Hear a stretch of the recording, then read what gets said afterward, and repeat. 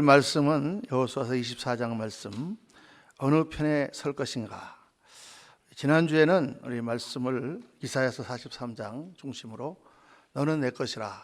참 하나님께서 우리를 그렇게 사랑하시고 또 우리를 붙들고 계신다. 우리가 부족해도 하나님 함께하고 계신다. 아주 참 달콤한 말씀을 묵상했는데 오늘은 조금 따끔한 말씀입니다. 한 번은 쓴 약, 한 번은 단약, 이렇게 우리가 먹어야 돼요. 어느 편에 설 것인가.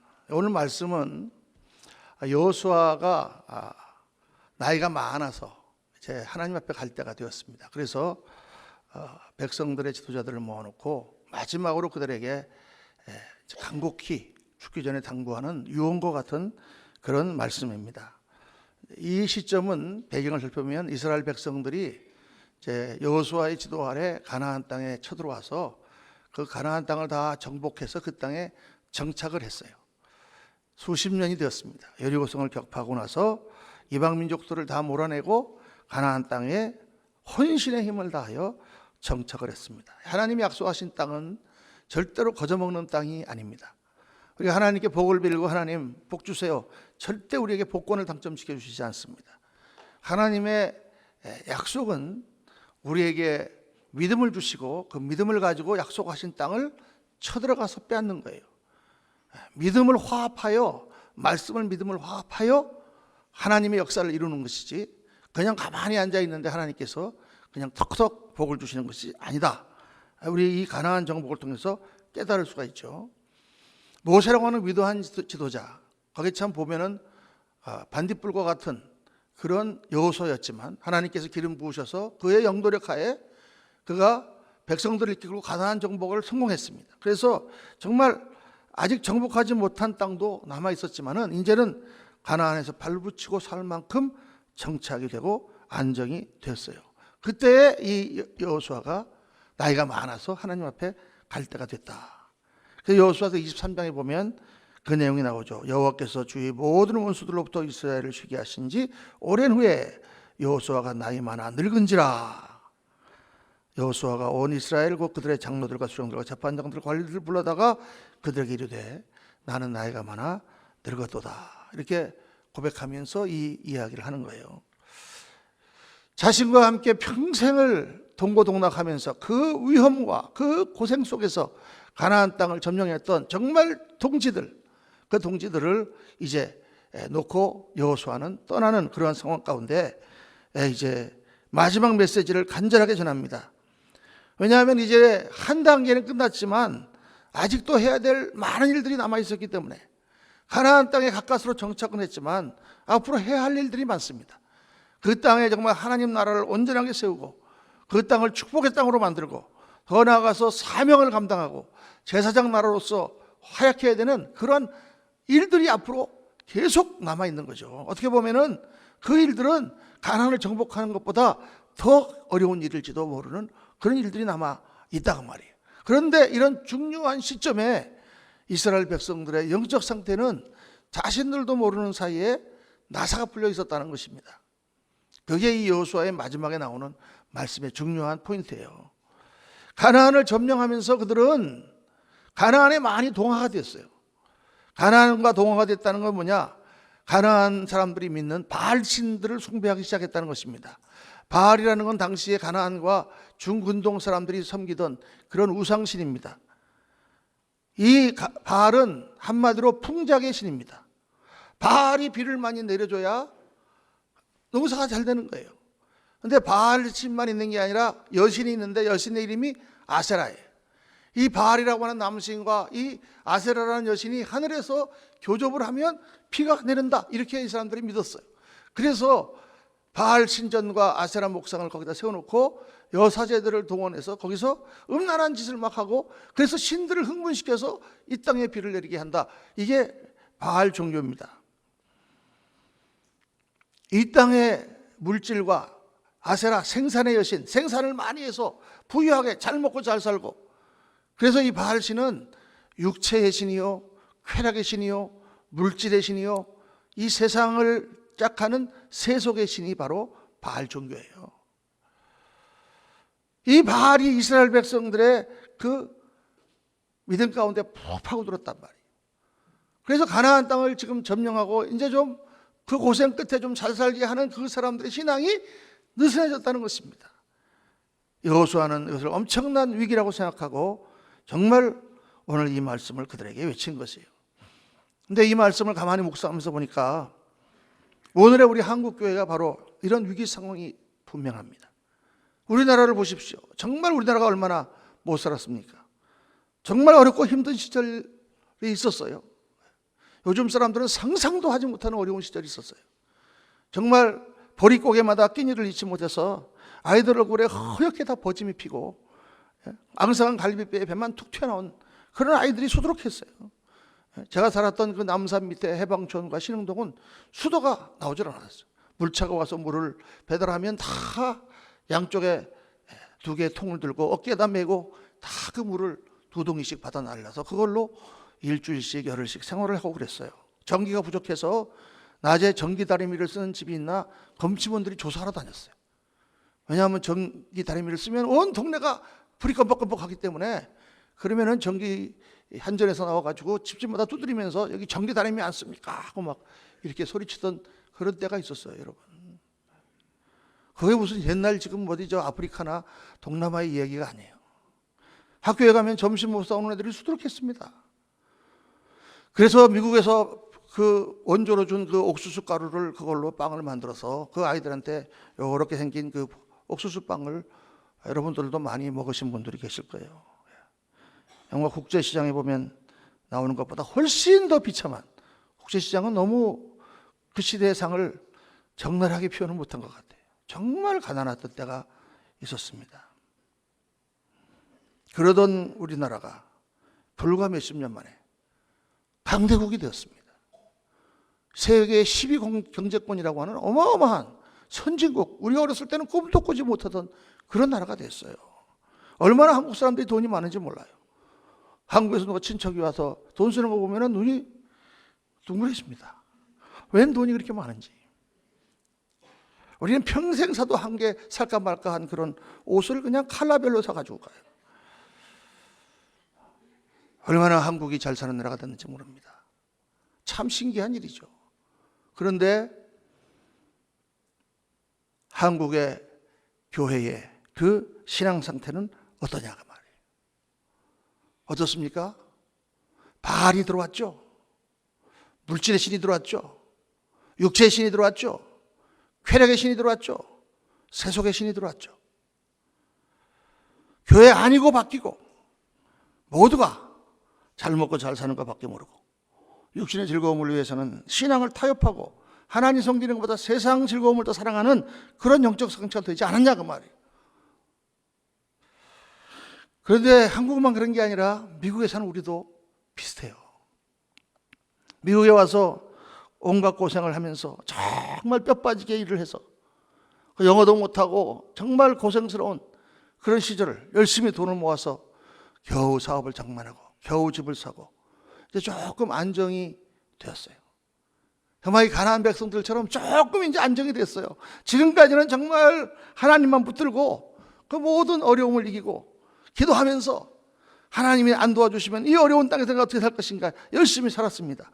근데 하나님의 도우심으로 이제 좀 안정이 되고 이제 조금 먹고 살만하니까 뭔가 신앙이 느슨해지고 우리 생각이 달라지고 옛날에 그 믿음이 나사가 풀린 것 같은 그런 것이 보이지 않습니까, 여러분? 사람이 아마 공통적인 체질인지도 몰라요. 우리 교회를 한번 생각해 보았습니다. 지난 몇 년 동안 우리는 성전을 개축하고 참 벅찬 일들을 많이 감당했습니다. 믿음으로. 저는 담임 목사로서 우리 성도님들 볼 때마다 정말 너무 감동스럽고 눈물 나는 것이 정말 눈물로 주를 섬기고 교회를 세우는 일에 건축하는 일에 충성을 다한 성도님들 얼마나 감사한지 정말 가슴이 벅찹니다. 그런데 문제는 이것으로 모든 게 끝난 게 아니다 그 말이에요. 이제 이것은 겨우 한 단계 한 거예요. 한 단계. 우리가 가나안 땅에 정착한 것처럼 겨우 이제 정착이 된 것입니다. 이제 지금부터 우리가 해야 될 일이 있는 거예요. 정말 우리 교회 성도님들이 성장하고 신앙이 성장하고 가정이 영적 육적으로 축복받고 우리 자녀들이 잘 되고 우리 맡겨주신 사명을 감당하고 하나님께 갔을 때 내놓을 것이 있는 그런 교회로 뛰어올라야 되는 그런 단계에 왔다 그 말이에요. 그래서 전보다 더 열심히 기도해야 되고 전보다 더 열심히 전도해야 되고 더 교회를 부흥시켜야 되는 때가 왔는데, 근데 이상하게 제 느낌인지 몰라도 뭔가 나사가 풀린 것 같아요. 기도 많이 하시던 권사님들이 기도 안 하고 그 열심히 일하던 집사님들이 이상하게 안 하고 하긴 하면서도 이상하게 안 해요. 옛날에는 합시다 하면 네 하고 그랬는데 요즘은 합시다 그러면 안 돼요 부터 소리가 먼저 나오고, 저는 그렇게 봅니다. 지금이야말로 우리가 다시 우리 영성을 회복하고 다시 일어날 때가 아닌가, 정말 지금이 중요한 때다라고 저는 생각합니다. 그래서 오늘 여러분과 함께 오늘 이 여호수아가 말씀한 내용 중에 가장 신앙의 기초적인 그런 부분을 한번 확인하려고 하는 것입니다. 오늘 이 말씀 우리가 한번 깊이 저와 여러분이 같이 한번 들어보기를 원합니다. 첫째, 신앙은 뭐냐? 하나님을 경외하는 것입니다.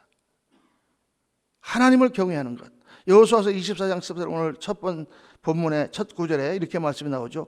그러므로 이제는 여호와를 경외하며 온전함과 진실함으로 그를 섬기라. 여호와를 경외하라. 여호수아가 이 24장에 하나님에 대해 이 이스라엘 백성들을 가르치면서 제일 먼저 하는 말씀은 하나님이 어떤 분인가 하는 거예요. 하나님이 누구신가? 24장 전체가 하나님이 하신 일들을 말씀하고 있어요.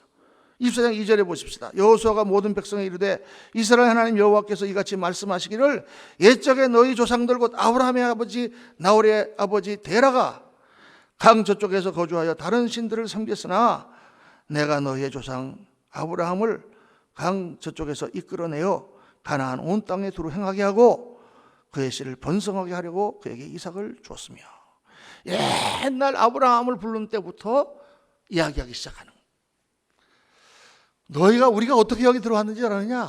우리 조상 몇백 년 전의 조상 아브라함과 그 조상 때부터 살던 그 땅을 떠나서 이쪽으로 강이편으로 하나님 오게 하셔서 그래서 이삭과 야곱과 요셉을 애굽으로 보내시고 거기서 우리가 다 노예가 되지 않았느냐? 그 노예된 우리들을 하나님께서 불쌍히 주셔서 400년 만에 홍해를 가르고 우리를 건져내시고 우리가 광야에서 훈련받을 때 하나님께서 우리에게 만나를 내리시고 반석을 쳐서 물을 내리시고 그리고 지금까지 모든 적들과 싸워서 승리하게 하신 그 하나님이 바로 우리가 믿는 하나님이 아니냐 하고 여호수아가 지금 그들에게 묻는 거예요.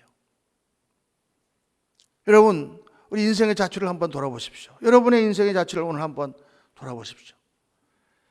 지금까지 내가 미국에 와서 살아온 이 기간 동안 하나님께서 나에게 어떻게 해오셨습니까? 죄인이었던 우리를 강권적으로 하나님 역사하셔서 구원하시고 지금까지 우리 삶을 인도해 오지 않았습니까, 여러분? 그 어려운 때마다 그 기도했던 그 기도들을 하나도 빠짐없이 응답해 주시고 지금 우리와 우리 자녀들과 하나님께서 주신 그 많은 축복을 한번 생각해 보세요, 여러분. 얼마나 놀라운 기적의 역사를 이루어 오셨습니까? 내가 그렇게 하나님을 잘 믿지 못하고 그렇게 삐뚤어가도 하나님 끝까지 우리를 붙드시고 인도에 오신 하나님, 나에게 많은 복을 주시고 우리 자녀들에게 축복 주시고. 여러분, 그 하나님 외에 다른 신이 있습니까? 다른 신이 있어요? 다른 신을 믿으십니까, 여러분? 그 하나님밖에 없어요. 우리 그 하나님을 경외해야 되는 것입니다. 경외한다고 하는 말은 두려워한다는 말이에요. 두려워하는데 뭐 무서운 걸 만나갖고 막 적을 만나서 겁내서 두려운 게 아니라 어떤 권위 앞에 너무 조심하는 마음의 두려움을 경외한다라고 하는 것입니다. 하나님, 이 온 우주를 창조하신, 나를 모태에서 지으신 분, 모든 것의 시작과 끝이 되신 분, 나의 모든 것을 알고 계시고 불꽃 같은 눈동자로 나를 오늘도 보고 계신 그분, 나 같은 자를 자녀 삼으시고 나를 사랑하사 이 부족한 것을 오래 참고 기다리시는 그 하나님, 잠시 후 우리가 이 땅의 삶을 끝내고 그분 앞에 서야 될 벌거벗고 설 바로 그분. 여러분, 그 하나님 아십니까? 그분이 우리가 경외해야 되는 하나님이에요. 하나님을 의식해야 되는 것입니다. 지금까지 우리가 잊고 살았지만 오늘 여러분 이 아침 다시 하나님을 기억하고 그분 앞에 서실 수 있기를 바랍니다. 신앙자가요, 하나님을 잊어버리기가 쉬워요. 세상 즐거움이나 세상 것들이 우리를 유혹하고 우리를 자꾸 혼미케 하기 때문에 좀 하나님을 믿다가도 금방 우리가 혼동되고 싶고 우리 하나님을 떠나기가 쉬워요. 오늘 아침에 하나님께서 우리를 다시 부르시는 것입니다. 너, 내가 지금까지 너를 어떻게 인도해 왔냐? 왜 하나님을 두려워하지 않느냐? 여러분, 하나님을 경외한다는 것은 무엇입니까? 상황과 조건과 모든 상황 가운데서 하나님을 먼저 생각하는 것입니다. 성경에 신앙이 정말 뭔가 보여주는 명장면들이 많이 있는데 그 중에서 압권이 바로 다니엘의 세 친구가 느부갓네살 왕 앞에 섰을 때 바로 그 부분이죠. 다니엘의 세 친구들 지금까지는 잘 나갔습니다. 바벨론의 포로로 잡혀왔지만 그런 황당하고 억울하고 고통스러운 상황 가운데서 어떻게 발탁이 돼서 왕궁에 뽑혀 들어가게 되고 그 가운데 왕의 총애를 받아서 높은 고관의 자리까지 올라갔어요.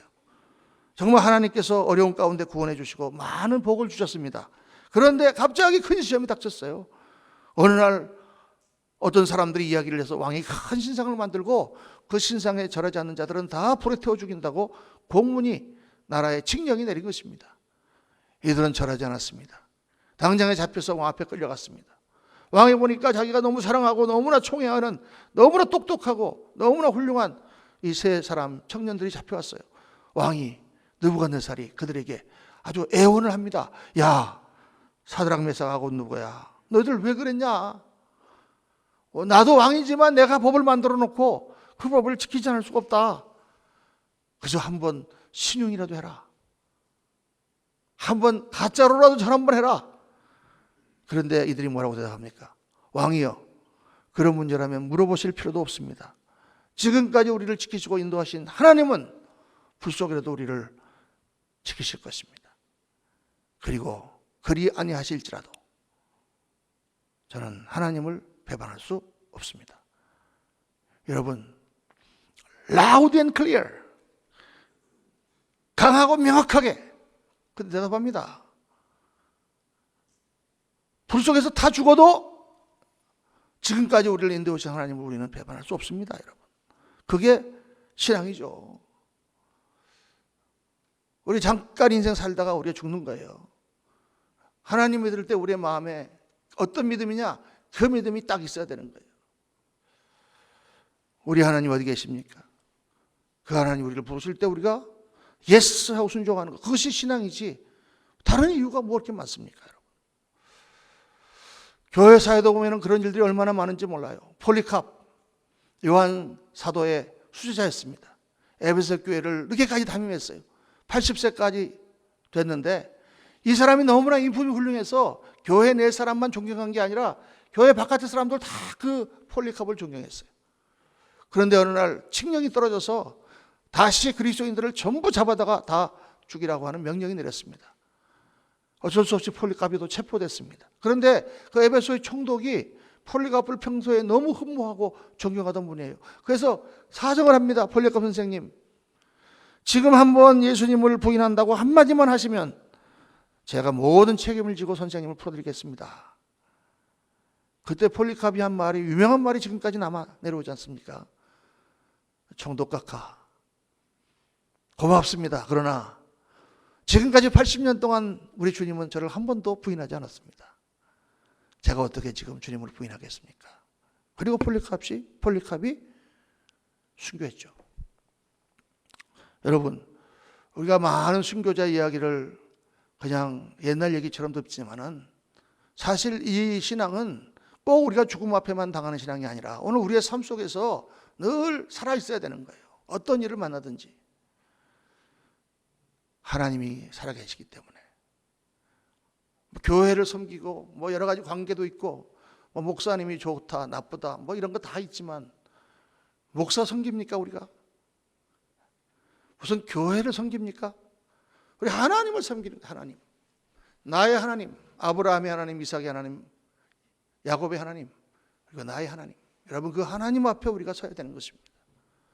사랑하는 성도님들, 주님을 경외하시고 하나님을 바라보시고 믿음 안에 굳게 서시기를 주의 이름으로 축원합니다. 둘째로 오늘 말씀은 온전함과 진실함으로 섬기라.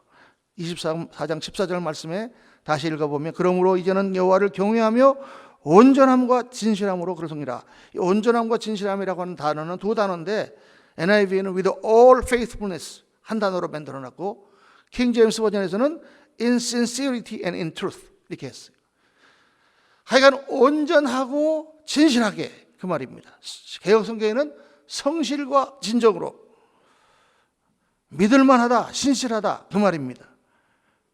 하나님 앞에 믿음으로 살아, 그 말이죠. 하나님과 우리는 믿음이라는 끈으로 묶여 있어요, 여러분. 사실 우리가 모든 관계가 믿음이라는 끈으로 묶여 있습니다. 사업을 할 때 사업하는 사람끼리 믿음의 끈으로 묶여 있어요. 그러니까 믿고 하는 거죠. 여러분 가게 종업원들을, 캡시대를 맡기면 믿음의 끈으로 묶여 있어요. 못 믿으면 어떻게 맡기겠어요? 내가 회사를 다니면 회사장과 나는 믿음의 끈으로 묶여 있어요. 우리 인간의 모든 관계는 다 믿음의 끈으로 묶여 있어요. 하나님과의 관계도 마찬가지죠. 이 믿음의 끈이 흔들리지 않고 풀어지지 않고 팽팽하고 단단한 것, 이것이 신실한 믿음의 관계예요. 그런데 이 끈이 튼튼한가 안 튼튼한가, 잘 묶여 있는가 안 묶여 있는가를 보려면 어떻게 하면 될까요? 잡아당겨 보면 되죠. 잡아당겼는데 풀어지면 그건 제대로 안 매여 있는 거고, 잡아당겼는데도 흔들리지 않으면 이거는 단단하게 매여 있는 거죠. 여러분, 이 잡아당기는 게 뭔지 아십니까? 그게 우리에게 오는 어려움이에요. 유혹이에요. 신실한 신앙은 언제 나타나는가? 힘들 때, 모든 것이 다 잘 될 때 하나님 믿는 거, 그거 쉽죠. 그때 신앙 구별대로 안 됩니다. 정말 어려운 상황이 왔어요. 그런데도 하나님을 믿고 하나님을 섬기겠는가? 여기 성실함의 기로가 있는 것입니다. 믿습니다라고 말하기는 쉽지만은 말씀에 순종하려니까 당장 눈앞에 여러 가지 손해가 보이고, 당장 믿음으로 나가려고 하니까 힘들다. 그때 그럼에도 불구하고 내가 하나님 말씀에 믿음으로 나가겠습니다. 이게 신앙이죠. 여러분, 진정한 관계는 변함이 없어야 됩니다. 한때는 좋았는데 조금 사정 나빠지니까 등을 돌린다면 그거는 좋은 관계가 아니죠. 하나님과도 마찬가지예요. 어려울 때도 하나님 붙들고, 잘 될 때도 하나님 붙들고, 세상이 나를 유혹할 때도 하나님을 붙드는 거, 그게 신실한 신앙. 하나님은 변함없는 사람을 좋아합니다. 변함이 있는 사람을 좋아하는 사람이 어디 있겠어요, 여러분? 나도 그렇고 여러분도 그렇고 다 변함없는 걸 좋아하죠. 변함없이 주님 믿어야 됩니다. 또 진실함이라는 건 뭐냐 하면, 겉모양의 신앙 상태를 버리고 내 마음에 하나님 앞에 진실된 마음, 거기에 초점을 맞춘 말이에요. 신앙은 겉으로 나타나는 것만큼 판단할 수가 없어요. 사람이 아무리 겉으로 청산유수같이 기도를 잘해도 그 사람의 믿음이 없을 수 있어요. 정말 주님이 부르실 때 내가 나를 굴복시키고 순종할 수 있는가? 그게 진실한 믿음이냐 아니냐를 결정하는 것입니다. 사랑하는 성도님들, 많은 사람들이 사람 의식하고 교회 다니고 사람 의식하고 신앙생활합니다. 저는 그렇지 않습니다. 그거 언제 할 수 있느냐? 혼자 있을 때. 여러분 뭐 합니까? 혼자 있을 때 내가 어떻게 하나님 믿습니까? 혼자 있을 때도 계속 하나님 앞에 내 믿음이 변치 않냐합니까? 그러면 그 사람은 올바로 신앙생활하는 거예요. 그렇지 않으면 종교생활하는 거죠. 저는 법을 잘 지킵니다. 절대 신호가 빨간불이 있으면 저는 걸떡하지 않습니다. 그런데 교통순경이 있을 때도 그러고 없을 때도 그럽니다. 그 사람이 법 잘 지키는 사람이죠. 교통순경이 있을 때는 잘 지키는데 아무도 안 보이면 지나가면 그 사람은 법을 잘 지키는 사람이 아닙니다. 여러분은 법을 잘 지키시는 분들이십니까? 아멘. 그러면 믿음 생활은 어떻습니까? 하나님이 항상 나를 보고 계십니다. 그 앞에서 신앙생활 하는 거. 그래서 오늘 말씀은 마지막으로 선택하라 말씀합니다. 선택하라. 어느 것에 어느 쪽에 설 것인지를 선택하라. 신앙은 선택이에요, 여러분. 이것도 좋고 저것도 좋은 것은 신앙이 아닙니다. 오늘 말씀에 하나님께서 질투하는 하나님이라 이렇게 말씀했습니다. 여호수아가 백성에게 이르되 너희가 여호와를 능히 섬기지 못할 것은 그런 거룩하신 하나님이요 질투하신 하나님이니 너희 잘못과 죄들을 사하지 아니하실 것임이라. 너를 돌이키고 나와야지 딴 거 섬기면서 하나님 같이 섬길 수는 없다 그 말입니다. 왜? 하나님은 질투하는 하나님이기 때문에. 질투라고 하는 말은 무슨 말이냐? 사랑한다는 이야기예요. 하나님이 왜 이 여인들의 그 마음을 표현하셨겠습니까? 지금 나를 사랑한다고 쫓아다니는 그 남자가 또 다른 여자를 좋아하고 있어. 그거 사랑이라고 우리가 생각할 수 있나요? 그때 내 마음에 질투가 일어나지 않으면 그거 사랑이라고 얘기할 수 있나요? 괜찮아. 우리 아이가 나에게 아버지 그러는 거 참 좋은데 또 옆집에 가서 그 사람에게 아저씨한테도 아버지 그러고 또 아무나 만나면 아버지 그러는데 내 마음이 그게 괜찮아. 그래 다 아버지 해라 넌. 그게 아버지인가요 여러분? 질투가 나죠. 질투가. 하나님께서 나는 질투라 이름하는 질투 하나님이라 이 말한 것은 나를 그만큼 사랑한다는 이야기예요. 그리고 신앙은 선택이라는 얘기예요. 하나님을 택하든지 안 택하든지 둘 중에 하나다 그 말이에요. 여러분이 하나님을 택하고 있지 않을 때 하나님을 배반하고 있는 거예요 여러분. 엘리야가 제단을 쌓아놓고 하나님 앞에서 백성들에게 외칩니다. 너희가 어느 때까지 머뭇머뭇하려느냐? 어느 때까지 두 사이에서 머뭇머뭇하려느냐? 여러분 어느 때까지 머뭇머뭇하시겠습니까? 하나님을 확실히 믿든지 아니면 세상으로 나가든지 둘 중에 하나다 그 말이에요. 특별히 제가 연말을 되면서 새해를 놓고 기도합니다. 이제 새해에 또 우리가 다시 조직을 해야 되고 또 여러 가지 구역, 선교회, 우리 부서 또 새해 비전을 세우고 새해 해야 될 여러 가지 일들을 놓고 기도하면서 이제 우리 11월 15일 날 재직 수련회 한번 다 모여서 한번 하루 한번 다 같이 한번 스크럼을 짜보자 할 때 제 마음에 이 말이 드는 거예요. 여러분 정말 이제 우리가 얼마나 오래 살겠습니까? 오래 살 분들 많이 계시지만은 제가 나이가 들어서 그런지 몰라도 하나님께서 주시는 이 모든 축복과 그런 일들 가운데서 정말 한번 하나님 앞에 우리를 한번 드려보야만 할 그런 때가 되지 않았냐 그 말이에요. 우리가 그걸 택하고 나갈 줄 있어야 된다. 선택하라. 신명기에 보면 축복도 마찬가지. 하나님 뭐라고 말씀하셨어요? 내가 너희 앞에 복과 저주를 두나니 너희는 너희를 위해서 복을 택하라. 하나님께서 선택이에요 여러분. 신앙은 선택입니다. 룻기를 보면 룻의 이야기가 나오죠. 룻이라고 하는 여인이 있었습니다. 룻기는 선택의 책입니다. 룻이라고 하는 여인은 모압 여인입니다. 이방 여인입니다. 아무것도 없습니다. 가난합니다. 그런데 남편 죽었습니다. 시아버지도 죽었습니다. 아들도 없습니다. 그 당시에 그런 과부가 살아간다는 것 자체는 불가능한 일이었어요. 그런데 시어머니가 말합니다. 야, 이제 우리가 여기서 굶어 죽게 생겼다. 나는 고향으로 돌아가서 어디 거지라도 되면 고향 가면 친척이라도 있으니까 베개 살해줄 사람이 있을 것 같다. 너희는 여기서 다시 재가를 해서 좋은 남자 만나서 살아라. 그때 룻이 선택하는 거죠. 아닙니다 어머니. 내가 남편을 만나서 내가 하나님을 믿게 됐는데 남편 하나님, 어머님의 하나님이 나의 하나님이요. 내가 어머니를 따라가겠습니다. 그리고 어머니를 따라서 이방인들을 멸시하는 베들레헴으로 오지요. 이 선택 때문에 룻은 다윗의 증조모가 되고 예수 그리스도의 족보에 찬란하게 올라가는 여인이 되었다. 이게 성경이 우리에게 주시는 메시지고 하나님께서 우리에게 외치시는 슬로건입니다. 선택해라. 내가 너에게 좋은 것을 주지 않았느냐? 내가 너에게 좋은 것을 말해놓고 있지 않았느냐? 선택해라.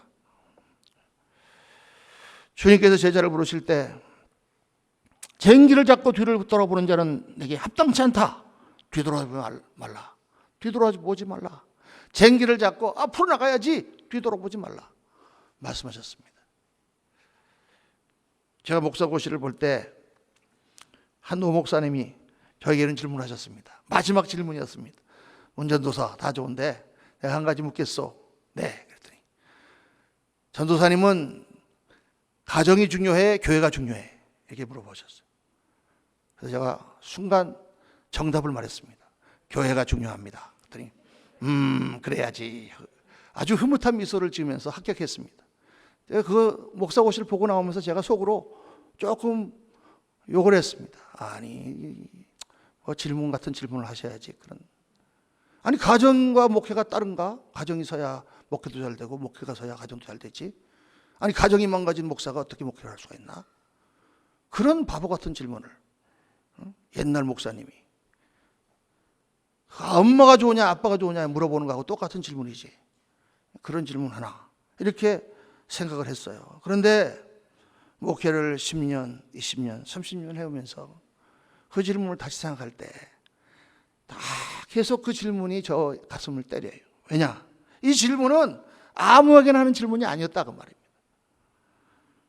목사에게, 목사가 되려고 하는 지금 그 사람에게 하는 질문이에요. 너 지금 하나님의 부르심을 받아 생명을 불사르고 하나님의 피로 사신 교회와 양떼를 이끌어 가야 되는데, 네가 정말 죽어야 되는데 너의 사명을 생각할 때 네가 뭐든지 희생할 수가 있느냐? 그 질문이죠. 적어도 목사는 사명을 위해서 가정까지도 희생할 수 있어야 된다. 정말 그렇습니다, 여러분. 그런데 목사가 그렇게 마음 먹고 하나님 일을 한다고 하면, 그러면 장로님은 어떻습니까? 권사님은 어떻습니까? 안수 집사님은 어떻습니까? 집사님들은 어떻습니까? 어디까지 해야 될까요? 제가 무슨 가정을 버려라, 집사님 가정이 중요합니까? 교회가 중요합니까? 이렇게 묻지는 않아요. 집사님에게는 그렇게 안 물어도 돼요. 가정을 잘 세우세요. 생명을 버려라 이렇게도 요구하지 않습니다. 그러나 적어도 내가 하나님께 직분을 받았을 때는 교회에 무슨 중요한 일이 있다, 중요한 집회를 한다 하면 그 정도는 내가 선택할 수 있어야 되잖아요. 어디까지 해야 되느냐? 제가 이거는 답이 없습니다. 그러나 기본은 지켜야 되는 것입니다. 여러분, 예수님을 믿을 때 우리는 중요한 선택을 한 것입니다. 그것은 내가 세상에서 세상을 섬기고 살다가 이제는 예수님을 나의 주인으로 모시겠습니다 라고 하는 선택을 한 것이고, 그때 우리는 세상 나라에서 하나님 나라로 옮겨진 것이에요. 우리는 그 중요한 선택을 했고, 그 선택이 우리의 삶의 중심에 자리 잡고 있는 것입니다. 그리고 그 주위로 매일같이 일어나는 우리의 삶 속에서 수많은 선택들이 있어요. 작은 선택들이지만 그 선택을 중심으로 그 작은 것들에 성공하는 삶, 올바른 선택을 하는 삶, 그게 신앙생활이에요, 여러분. 그 작은 일들 가운데서 우리가 주님을 택할 것이냐, 바알을 택할 것이냐. 사랑하는 성도님들, 오늘 이 이스라엘 백성의 나사가 빠져있는 희미해져가는 신앙 속에서 여호수아가 이렇게 외칩니다. 15절에 만일 여호와를 섬기는 것이 너에게 좋지 않게 보이거든 너희 조상들이 강 저쪽에서 섬기던 신들이든지 또는 너희가 거주하는 땅에 있는 아모리 족속의 신들이든지 너희가 섬길 자를 오늘 택하라. 오직 나와 내 집은 여호와를 섬기겠노라. 만일 여러분 하나님을 섬기는 것이 좋지 않게 보이거든 여러분들이 좋아하시는 세상의 신을 섬겨서 가든지 아니면 여호와를 정말 하나님을 섬기든지 둘 중에 하나를 택하십시오. 나와 내 집은 여호와를 섬기겠습니다. 신앙은 중립이 없어요, 여러분. 선택인 것입니다. 오늘 여러분들에게 이 도전을 제가 드리고 싶습니다. 이 편 아니면 저 편입니다. 우리가 부족하지만, 많이 하지 못하지만 우리의 마음이, 그래, 내가 오늘 이 말씀 듣고 정말 내 인생이 얼마 남았냐, 지금까지 열심히 뛰고 열심히 벌어봤지만 뭐 얼마나 많이 이루셨습니까? 앞으로 또 열심히 그렇게 일하시겠지만 얼마나 많이 버실 것입니까? 똑같아요. 내가 정말 하나님을 내가 올바로 섬겨보겠다 결단을 하시면 오늘 하나님의 말씀이 우리에게 약이 되는 말씀이고 복이 되는 말씀이고, 또 전과 같이 내가 똑같이 행한다고 하면 정말 똑같이 또 인생은 흘러가고 우리 인생은 웨이스트가 되는 것입니다. 하나님은 질투하는 하나님이라. 너희가 만일 여호와를 버리고 이방 신들을 섬기면 내가 너희에게 재앙을 내리리라. 왜 이렇게 강력하게 말씀하는 걸까요? 불타는 사랑이 있기 때문입니다. 사랑하는 성도님들, 오늘 이 말씀을 깊이 받으시고 어느 쪽에 설 것인가 한번 크게 선택하시고 결단하시는, 그래서 하나님을 경외하고 온전하고 진실된 신앙으로 축복의 길을 선택해가는 저와 여러분 되시기를 주의 이름으로 축원합니다. 기도하십시다. 하나님 아버지, 오늘 정말 너무나 중요한 말씀을 우리 성도님들과 나누고 있습니다. 아버지 하나님, 부족한 도용이 다시 한번 하나님 앞에 서서 이 말씀을 받을 때에 정말 무엇을 선택해 갈 것인가 다시 한번 결단하는 시간이 되게 도와주시고, 우리 사랑하는 모든 재직들과 모든 성도님들 정말 어느 쪽을 택할 것인가, 이것도 저것도 아닌 어정쩡한 회색지대에 있지 아니하고 부족하지만 바쁘지만 힘들지만 내 최선을 다하여 하나님을 섬기겠습니다. 주님 앞에 복을 선택하고 영광을 선택하며 하나님의 놀라우신 은총과 사랑과 강건함과 영광의 길로 나오는 귀한 성도님들 다 되도록 하나님 역사하여 주옵소서. 우리 구주 예수 그리스도 이름으로 기도하옵나이다. 아멘.